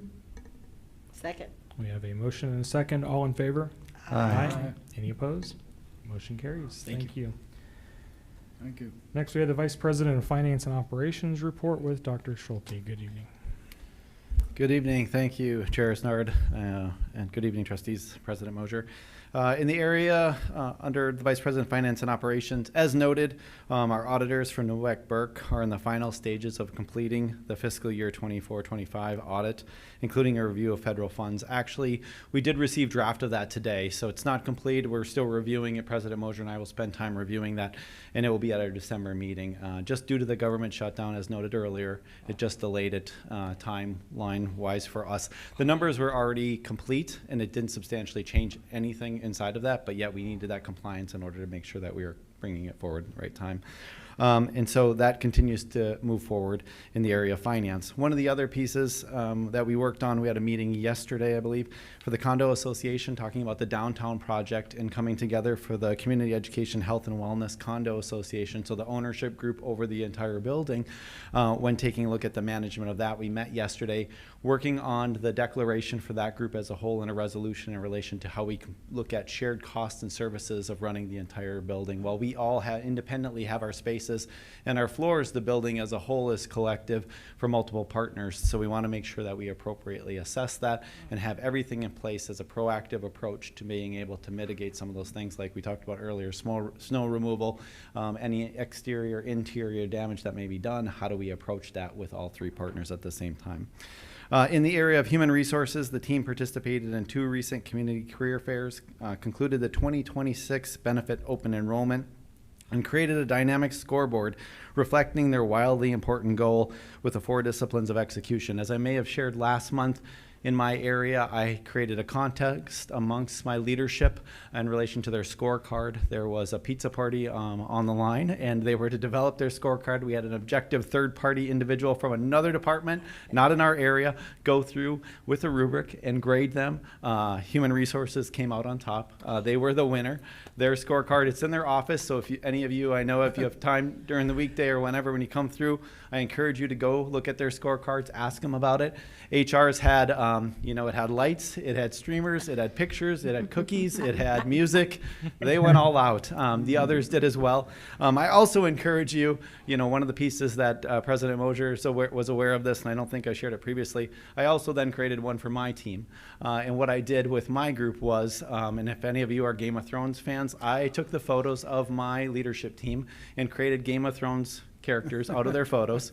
And we have a Iron Throne in my office, process adoption throne for 40X, and based on their process adoption, they can sit amongst the throne if they are at 100% completion. With that, we've also created a little game where if many of them or all of them are 100% completion, Karen Callahan bought a little cauldron. Their name goes in the cauldron, and every week we pull a name from the cauldron, and that is who wins and sits on the Iron Throne for the week. Must be present to win. Also creates encouragement for them to attend the 40X session. So with that, we're making it fun, and with HR being the winner of that, they set a goal for Ask HR. It's an interactive, open kind of town hall meeting where they talk about various topics. They set a goal initially for the fall term of getting 60 participants to attend. They're currently sitting at 74. They had 31 people attend the session this week alone. So good on them and the work that they're doing. Inside of Information Services Department, significant milestones in October. We continue our work on the software as a service migration nearing completion, network infrastructure maintaining 98% system availability. So a lot of work continues in that area. We're looking at standard operating procedures and really making sure we're taking full advantage of the investment you all approved in relation to moving to the cloud for that software as a service. In facility services, we continue to drive several impactful initiatives forward. If you got here a little bit early today, you may have noticed some noise. They're on the roof. They're redoing the roof for Jewel and Humanities. I had them stop just before the meeting, so it wasn't loud while we were sitting in here. But that is well underway based on the approval. You all approved those projects, so we continue to make sure we're taking deferred maintenance into consideration as we develop and take care of the place where we're educating the students here on campus. In College Police Community Engagement Officer Giovanni Garcia hosted a successful Buns in Order, like Law and Order, but Buns in Order event on October 15 on main campus.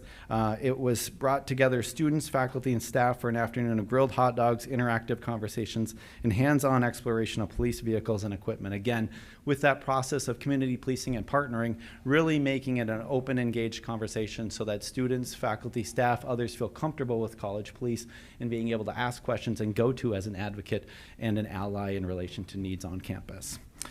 1 minute. The Wellness and Fitness Center has partnered with the bookstore to offer a prize giveaway bundle valued at over $100, encouraging visitors to the facility. The winner will be drawn on the last day of fall semester. And we rolled out our Torch the Turkey event this week as well as we roll into Thanksgiving. The encouragement of working out, thinking about, not too long from now we will all sit down and eat our fill, so making sure that we're also active so that when we sit down at that table, we're ready to roll, and whatever we can do to torch that turkey and encourage people to get out and get active, especially since the weather is so wonderful. The final note I have here as well, we talked last time a little about community engagement. One other piece that I've taken on in my role is I have 2 EDD students from St. Mary's who are interning underneath me. We meet for, I think it's 30 hours for the semester, and I'm spending time with them just walking through higher education leadership. What does it mean? Trying to understand our leadership cycle, what we do here at KCK. One of them is currently in our EMT program and is a faculty member. Another is in institutional research and effectiveness at St. Mary's.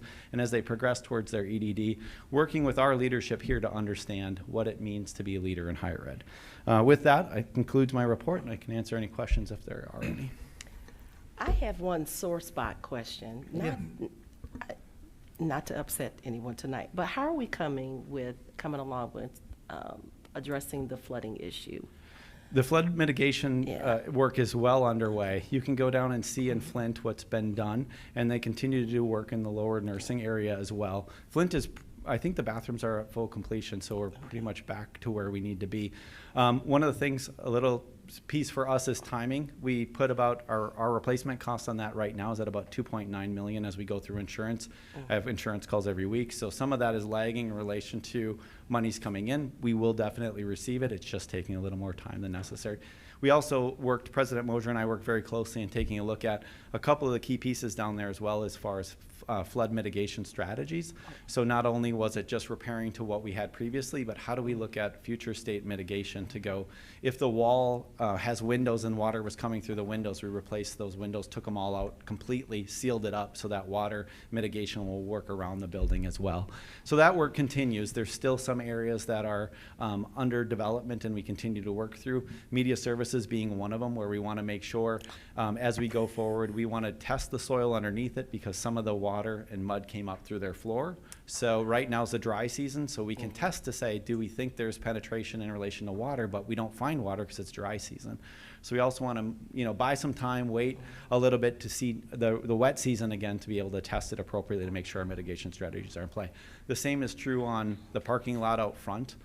As we talked previously, maybe here there's no curb. So we're also working on bringing in engineers to say, how do we redesign that so the flow of water moves away from the building, doesn't run just directly into the stairwell, where that video you may have all seen where it was flooding through the door happened. So we're well underway and have students back in the spaces down in Flint and EMTs working in their classrooms down there. So, while it was a short window, the work that was done by so many others was very impressive and got us up and running right away. Awesome. Yeah. Thank you. Great job. Yeah, thanks. Well, thank you, and congratulations to the HR department on your 40X win. That was, I enjoyed the picture in there, and I don't remember if it was Dr. Baylog or Dr. Mosier that shared with us when we were in New Orleans pictures of your Game of Thrones set up too, but that was hilarious, loved it, and I'm glad even more so that you're getting results out of the 40X program. So With that's a bit great. of creativity, that's right. Yeah. I do have a dragon, by the way. You do? Okay, yes, yeah. And I encourage at any time, we can send photos as well because we've ramped it up even beyond that, so. Awesome. All right. If there are no other questions or comments for Dr. Schulte, do we have a motion to accept the report, please? So moved. Second. We have a motion and a second. All in favor? Aye. Aye. Any opposed? Thank you. Motion carries. Next, we have the Vice President of Marketing and Institutional Image report with Ms. Green. Good evening. Hello. Today I'm going to show you one of our two new videos. We'll have another one in December. We're going to start our session with high voltage line technician.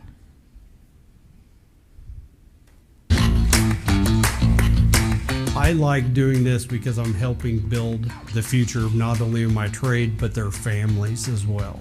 Here at Kansas City, Kansas Community College, the Line Tech program, it is the beginning of a career that has been extremely good to me, and I hope each and every one of them has the opportunity to live a life like I did. I like the people here, I like the teachers, everyone is kind. It's a very calm environment, even though they're college classes. Being a girl in this program is definitely something unexpected. I know every time I tell someone I'm in this, they always get like this shocked or surprised face. It's just very special, but you can do it. I think it's good to push yourself and get out there. What I've enjoyed most about the program is the in-depth detail. How much I've learned, how much from bottom up, and every little thing that goes into the play for us to get electricity. Why people should come to KCKCC would be, people are great here. I absolutely love it. It's more than just an associate's degree. The wide variety of technical programs here is absolutely insane. I am an aviation electronics technician in the Navy. Having the GI Bill, with me getting ready to get out of the military, I feel like this is a great opportunity, and it was a perfect match being able to get in here. It's a very unique experience, and I'm just glad I got to be a part of it.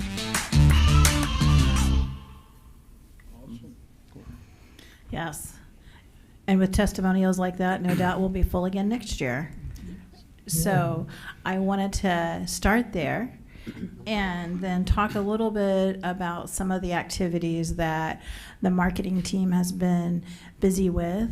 one of which you saw when Dr. Mosier showed, which was the President's Leadership Circle Annual Report Video Summary. This is a little bit of an event-heavy time for us as we get ready for candle lighting, the President's Holiday Luncheon, the President's Leadership Circle, and a variety of holiday cards that go out from our area. So I want to give a big thank you to all my team, whether it's events and scheduling, media services, marketing, print shop. Everyone is ramping up and finishing up this last little push until the holiday comes. So that's very appreciated. And also, Linda, Trustee Heskin-Sutton, also took a little bit of my thunder, which I was so proud to hear. We want to tell Jim congratulations on his retirement, and thank you for his service to KCKCC. And then next, I want to talk about how successful we have been in social media marketing. We continue to see great improvements in the reach in Facebook and Instagram. And today I want to share with you one of our organic Instagram posts from athletics for those hopefully soon to be national competing volleyball girls. And this got over 80,000 in reach. Wow. Organic. Please show that video for us.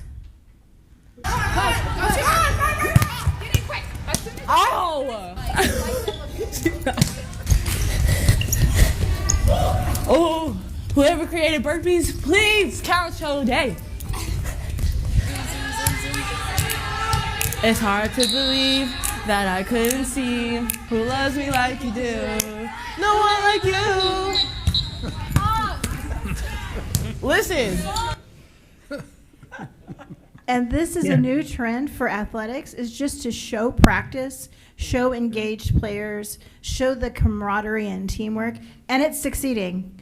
Charlie did a great job capturing that, and it has just skyrocketed all on its own. It was our first foray into that kind of Instagram post, and needless to say, we'll be doing more.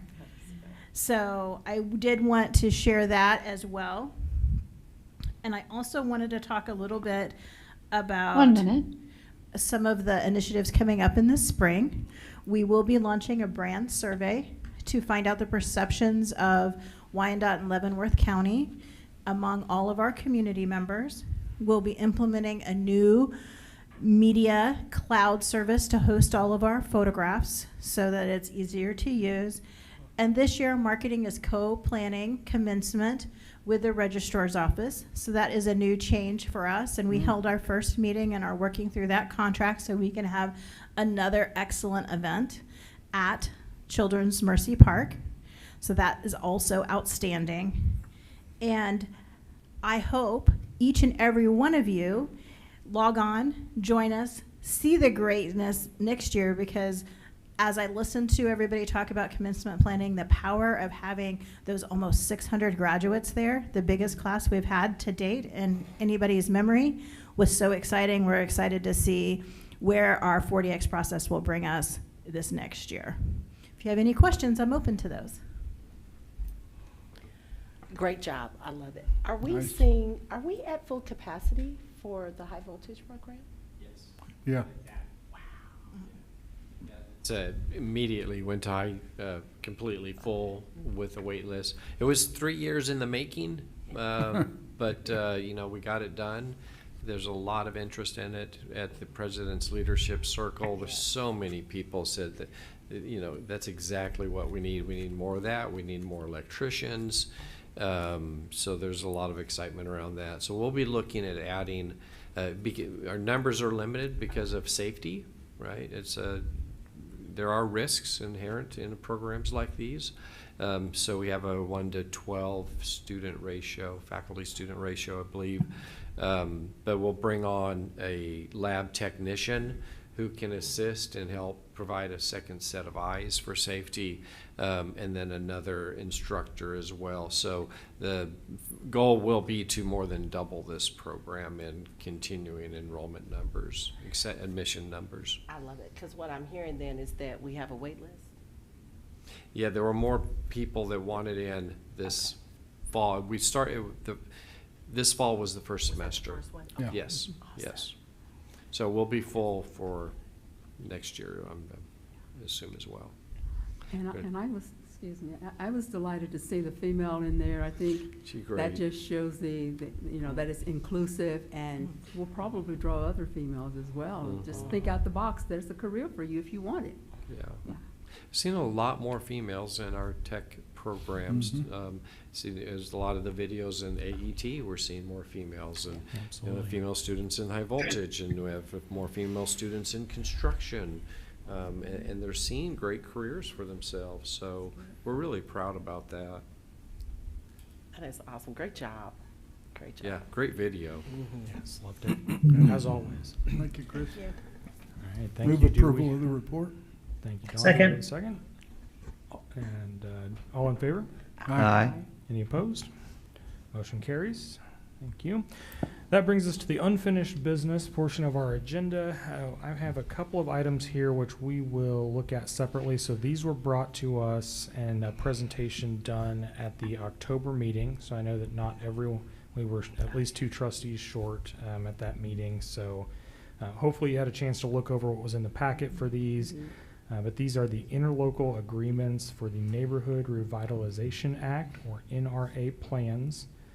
So at this time, I would call for any questions regarding the presentation last month of the proposed changes for the 2026 through 2030 Neighborhood Revitalization Act plan for the Unified Government of Wyandotte County and Kansas City, Kansas, presented by Mr. Judd Knapp, Land Bank Manager of Economic Development, Unified Government of Wyandotte County and Kansas City, Kansas.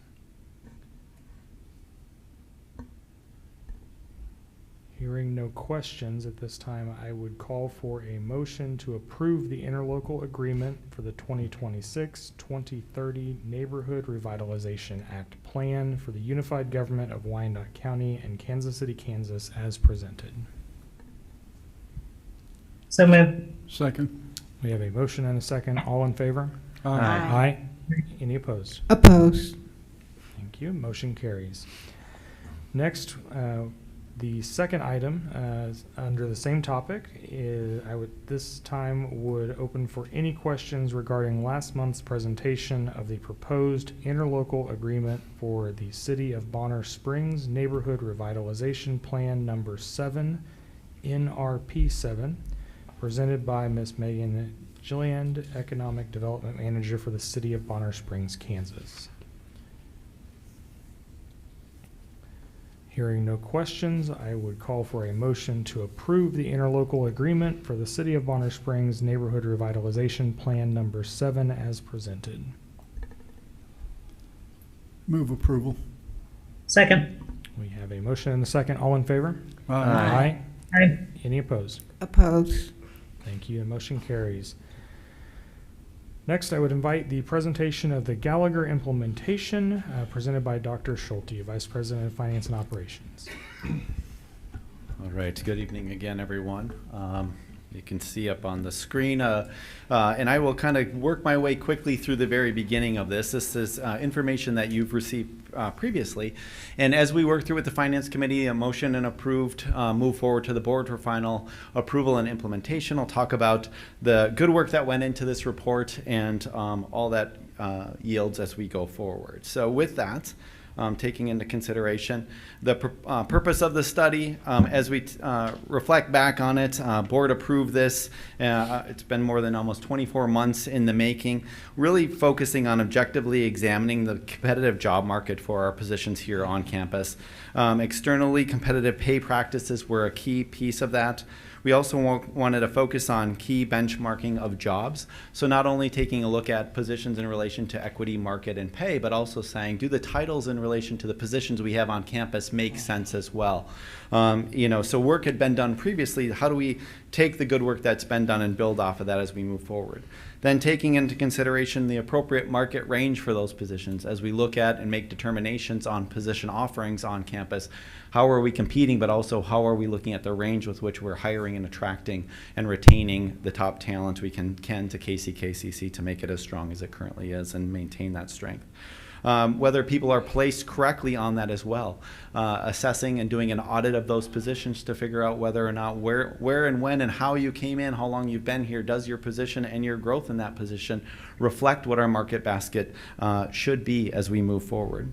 Aligning those pay structures with a competitive job market, looking at an affordable implementation plan as well. That was a key factor of this when approved by all of you and taking a look at is how do we make sure it's an affordable implementation for us as we move ahead. And then also managing pay systems as we go forward. So as we do this, as we go through the process and audit these positions and right size to figure out where they should be located, make those changes, how do we then use that as a strategic guide as we look forward in relation to competitive pay and attraction for employees moving forward.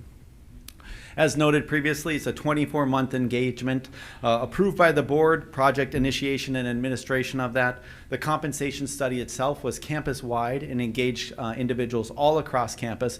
Faculty Senate was involved, Staff Senate was involved, so this was a campus-wide community engagement project in relation to looking at shared governance. What are the goals? How do we want to assess and how do we want to find the right market baskets for these positions as we go forward? With that, we wanted to make sure we were maintaining consistency across employers, taking a look at who are we attracting, how are we attracting them, where are they coming from, because various positions on campus, especially in the area of higher education, sometimes it can make an assumption that we're looking at faculty nationally, they're coming from all over the United States or maybe even the world, but then we also have positions where we're competing locally. If we're hiring in my area, looking at a plumber coming in, we can hire a plumber from a lot of different places, as can anyone else around us. Whereas if you're looking for somebody who has a PhD in relation to one program, that might be more educational specific. And so we needed to make sure we were cognizant of what those market competitors were. We wanted to take into consideration significant and sufficient market data to be able to say we have an appropriate basket. It wasn't too narrow and defining too narrowly what our basket was. It wasn't too broad, and we weren't comparing ourselves to somebody who has resources well beyond our resource strength at this institution. And then also finally, job relevance. And that comes into taking a look at the position titling and what it is as we go forward. We want to make sure that not only people are coming here and staying here for competitive pay, but also their job trajectory and their growth in their positions as we move forward. Noted previously, representative of employee populations, looking at all levels, all job families, the highly populated areas, jobs found in most organizations, and also our recruitment and retention issues. As we go out and say we want to maintain and be as competitive as we can for the students, for the faculty, and for the staff here on campus, at the college, how do we make sure we're putting that best foot forward for them? That's the research that went into this. That's the study and the most important piece of this when reflecting on it campus-wide.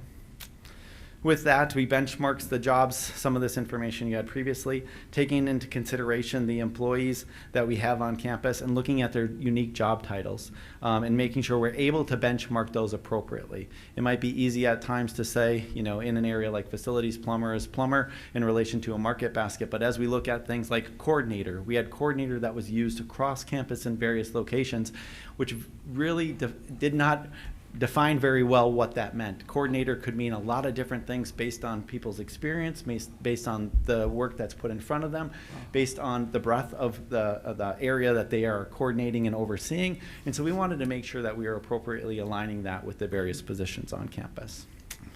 We took into consideration the size of the organization, the geographic location, the breadth and type of service. We also wanted to make sure we're looking at aspirational institutions. We weren't just saying we're leading the way, but we also have institutions that we aspire to be like, that we compete with for students as we move forward. Who from talent is lost or recruited? Who are we losing employees to?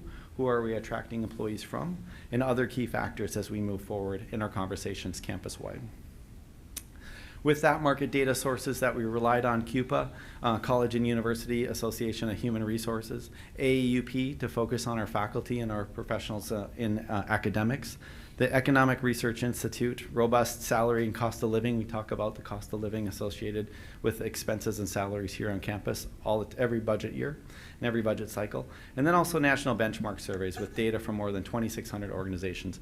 So again, just want to reiterate how deep and how wide this went in relation to our review to make sure, can we narrow this down, to make sure we have the most appropriate market basket to really truly reflect to the college-wide employees that we did the research needed to make sure that we're assessing where they are on this pay scale as we move forward, and position progression.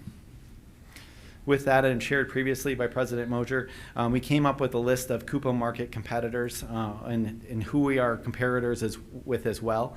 That takes into consideration student FTE, faculty FTE, and staff FTE.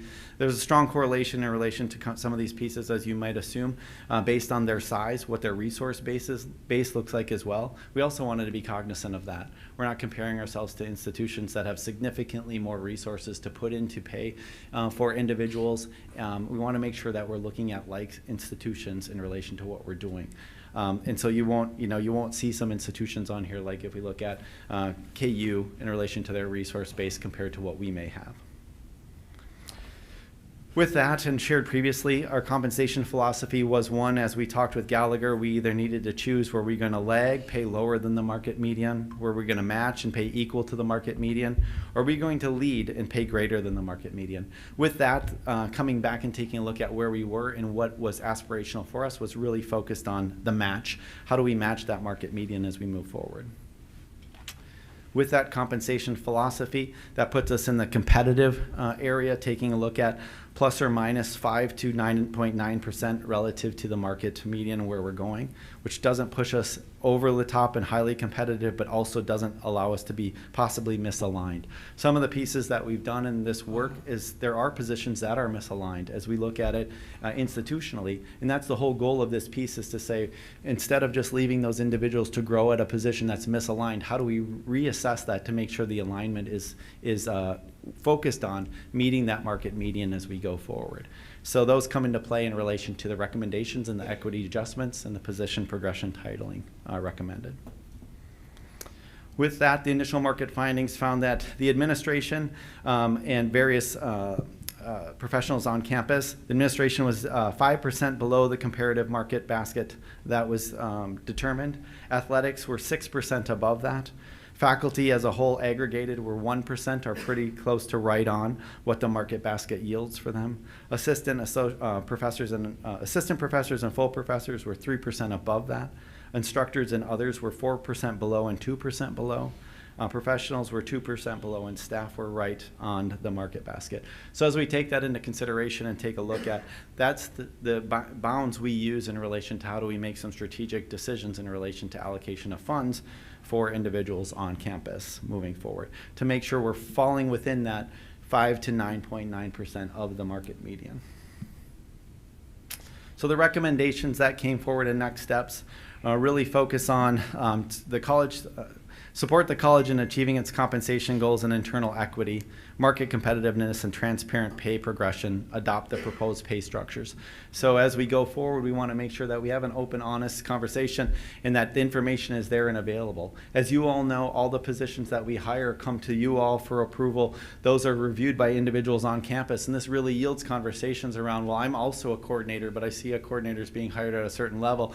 This helps us to be able to clearly define what those are so individuals understand what their pay scale and structure looks like as they go forward, so they can rest assured and go, I understand what my trajectory is. I understand what my role is, that I might be a coordinator. There's a possibility of being a coordinator too, and beyond that, and what does that mean in relation to my pay grade and my pay trajectory as an employee here on campus, which will yield increased retention for us from an employee standpoint. Implementation of salary adjustments to improve internal equity and market competitiveness, to make sure we're not losing and bleeding employees to other institutions, other organizations that are paying slightly higher than us. We want to make sure that we remain competitive in a lot of ways. Improve pay equity and budget management by implementing pay disciplines for employees paid above. So also we're looking at it too and saying, if we're out of alignment means two ways. It could be too low, it could be too high. What are we doing to make sure we're making the appropriate adjustments to those positions as we go forward?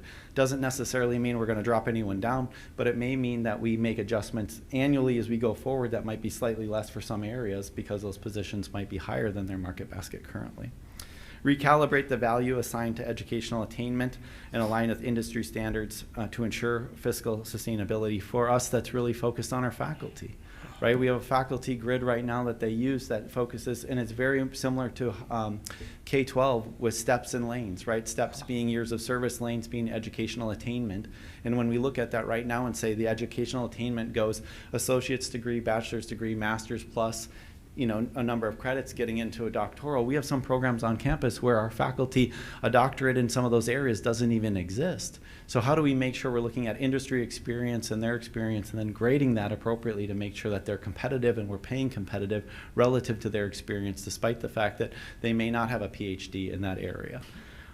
Establish equivalency standards and leverage state labor data to support compensation decisions for high demand roles. We need to make sure we're also remaining cognizant of the fact that there are some areas where we have to pay slightly higher than what it would be across if it's a coordinator in one area, but a coordinator in a very high demand area where the individuals are highly competitive and highly sought after. How do we make sure we're appropriately compensating so that we're not losing individuals or compromising the quality of the candidates we can put into those positions?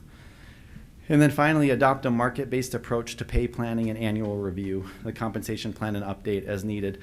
We want to make sure we're using this as that guide, right? It's a strategic guide in relation to making the decisions. How do we go through and do the audit to make sure we're appropriately positioning people by title and by compensation? And then also using that to make sure that that's the guide that we use going forward. So, 5 years, 3 years from now, we're not coming back and going, we need to go out and get a consultant to tell us how to do it. How do we really live to the plan that you all asked us to develop, bring forward, and live with? One of the things, and it's probably pretty small for you all, but the evaluation of current structures went through pay for staffing, pay grade 8 through 23. You will see in there there's some Bs. Bs are highly competitive. And with this was just a development over time. It was one of those where you compound on what you have and say, how do we develop something?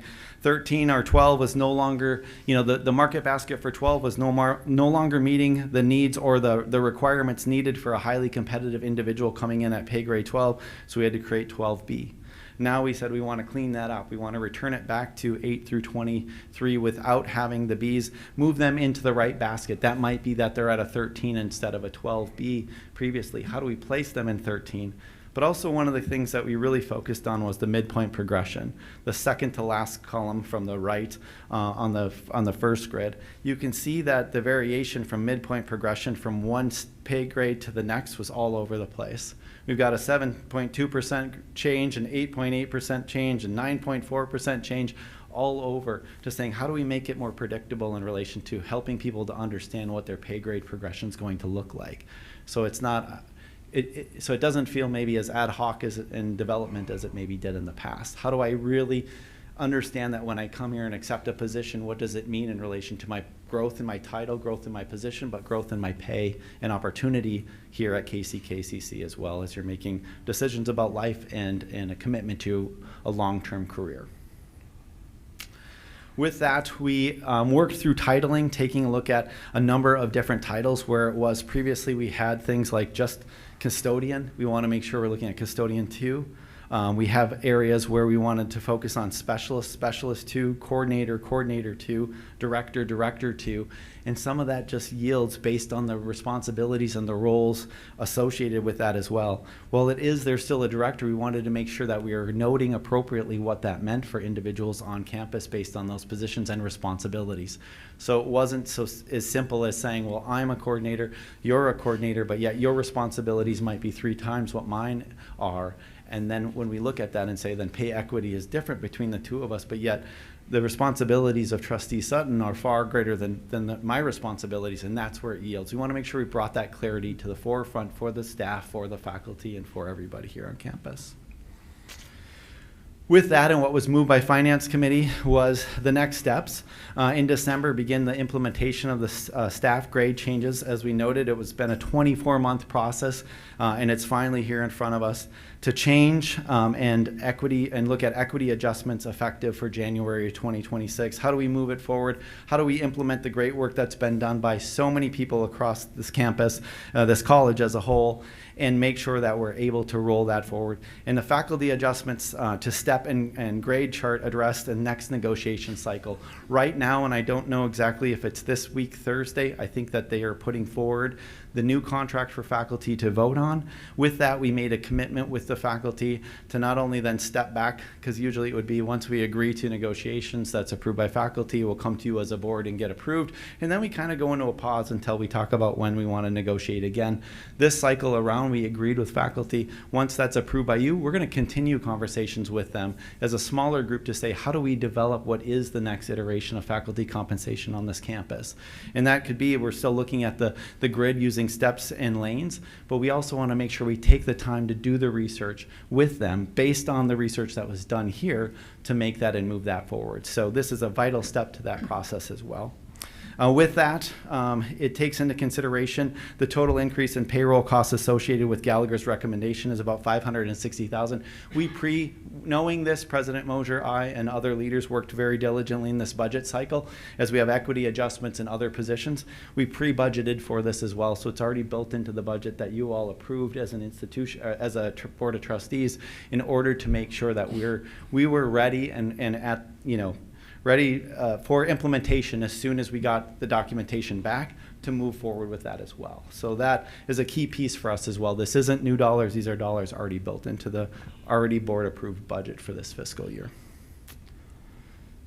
With that, that's the end of the report. I know a lot of the information was stuff that you had all heard previously, so I just wanted to make sure I was highlighting the appropriate parts of it.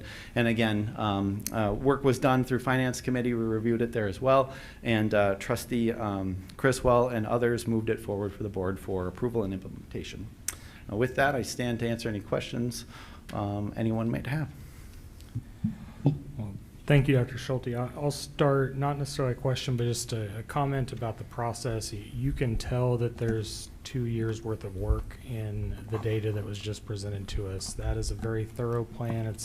It's not one, obviously, that is just arbitrarily done in-house with numbers that we pulled out of the air. A lot of research, a lot of comparison and analysis goes into that to get numbers that ultimately will help us save dollars in retention and not having to replace employees that can go and get a little bit more next door when we should have been at that rate the whole time. So I'm very, very glad that we started this process all that time ago. I wish it had gone faster, to be honest, because I know that this has been a factor for a long time, and making it difficult to recruit and retain. So thank you for that work. I appreciate the full report on it, and I look forward to, if this board approves, hearing that staff are able to make the transition onto their correct pays and pay rates and grades where appropriate. Thank you. Any other comments, questions from the board? Excellent presentation. Thank you. This has been a long time coming and has been like a thorn for a lot of different employee groups. So hopefully, this will smooth out some of the edges, and people will know how it's justified. That's the big thing. Yeah. They know you're not playing favoritism. You're basing this on data. Absolutely. Thank you. Yeah. To everyone involved. And I know you're all thanking me, and I've only been a small part of this, but it's been I really, really appreciate it. This is work by so many people, so thank you all. That's why I said everyone involved, and I remember that was one of the things that Dr. Mosier was concerned about, was the inequity in pay. Yeah. Well, please pass on the thanks and gratitude to your team as well, and it's a testament to the shared governance model to the groups across the entire campus all have input in this, so appreciate everyone's work. With that, I will make a motion to approve the Gallagher implementation as presented. Second. We have a motion and a second. All in favor? Aye. Aye. Any opposed? Motion carries. Thank you. Thank you. All right, moving right into new business. At this time, I'd invite the presentation of the college policies presented by Ms. Linda Hoskins Sutton, Chair of the Board Policy Committee. Thank you, Chair Isnard. In your packet, trustees, there were 3 policies up for approval: academic nepotism, course repetition and educational assistance. I really appreciate that the committee, Trustee Ricketts and Trustee Dr. Brenda, we have a lot of good conversation in there, and we hash out a lot of things, and so when we bring it to you, we've tried to do our best. But that being said, we still want to know, do you have any comments or concerns, because we're bringing it to you for final approval. We have not approved it. It comes to you for any input that you may have before final approval. Any questions?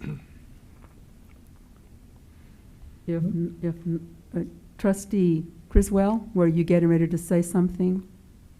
Okay. No, I just said no questions. Oh, okay. Then Yeah, thank you. I will turn it back to our chair. All right. Thank you, Trustee Hoskins. Sutton, appreciate the committee's work on these policies. I reviewed and didn't have any questions either. So at this time, I'd call for a motion to approve the following policies. 2.01, academic nepotism, 2.11, course repetition, and 4.06, educational assistance as presented. So moved. So moved. Second. We have a motion and a second. All in favor? Aye. Aye. Any opposed? Motion carries. All right, that brings us to the end of our agenda this evening. Just wanted to share a couple of quick words before closing the meeting this evening. First off, congratulations to Trustee Linda Hoskins Sutton in your reelection at the November election here. I know that you will continue to do great work for the community, and appreciate your willingness to serve. And again, just congratulations to you. Thank you. Also, congratulations to the new trustees-elect who will be joining the board in January. Mr. Kump was here. He may have had to step out. Also, Mr. Cahar and Mr. Sanchez, looking forward to having them join the board. Wishing them all of the best and success in their roles in support of the college and the community.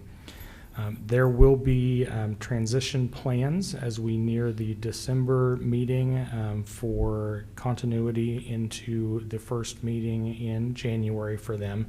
So I wanted to provide a little bit of space if there was any questions about that. I know we've got Mr. Goheen was here, but as I understand it, because the trustees take office, the new ones, the second Monday of January, that the last meeting for the trustees rolling off the board would be December. So at that meeting, it would be my suggestion that we as a board would decide on an interim chair to then begin that January meeting with the new trustees and the remaining trustees.